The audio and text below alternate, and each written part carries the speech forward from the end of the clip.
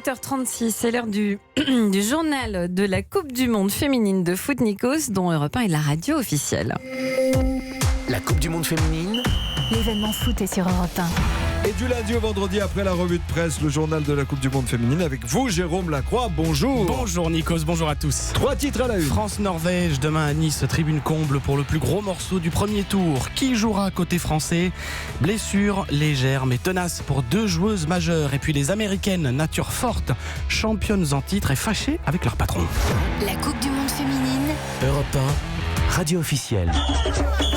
Mais je voulais démarrer, Nikos, avec cette ambiance captée hier dans les rues de Montpellier. L'œuvre des supporters camerounais venus encourager leurs joueuses. Elles affrontaient le Canada, 5e nation mondiale. Les Camerounaises sont 46e. Alors oui, elles ont perdu.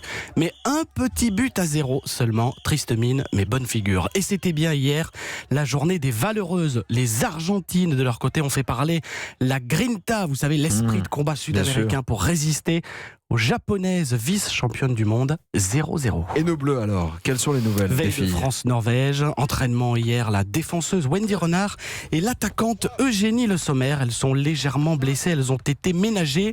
Simple précaution, dit le staff, on devrait en savoir plus aujourd'hui. Demain, une nouvelle fois, ce sera un match dans un stade aux tribunes combles. Plus de 35 000 spectateurs attendus à Nice.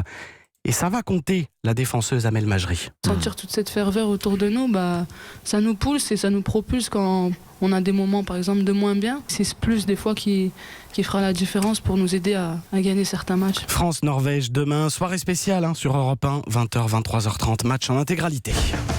L'équipe à suivre aujourd'hui, les États-Unis. Les championnes en titre ce soir face aux Thaïlandaises. Joueuse star, Alex Morgan, 29 ans, attaquante, capitaine américaine.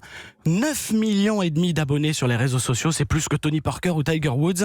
Ces Américaines lancées à la conquête d'une 4e couronne mondiale. Et elles ont les arguments pour réussir. C'est en tout cas ce que prédit Sandrine Roux, l'ancienne bleue, consultante Europe 1. Elles ont une force mentale exceptionnelle et elles restent très très très compétitives. Elles ont une équipe relativement complète, des joueuses de très haut niveau et qui ont l'habitude aussi des compétitions de haut niveau et des filles qui ont l'habitude d'être titrées surtout. Des Américaines en procès avec leur fédération pour discrimination sexiste généralisée. Elles réclament d'être traitées comme les garçons sur les aspects financiers et logistiques. Il faut savoir qu'outre-Atlantique, le soccer là-bas pèse près de 2 millions de licenciés filles.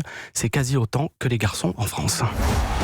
Les Néo-Zélandaises, elles, on en finit avec d'éventuels problèmes de discrimination. C'est l'histoire du jour. Oui. Racontez-nous. L'année dernière, le pays a accordé la parfaite égalité footballeuses-footballeurs en sélection. Ces Néo-Zélandaises qui défient les Néerlandaises. Aujourd'hui 15h, les Néerlandaises championnes d'Europe en titre. Merci beaucoup, Jérôme Lacroix. À demain. À demain.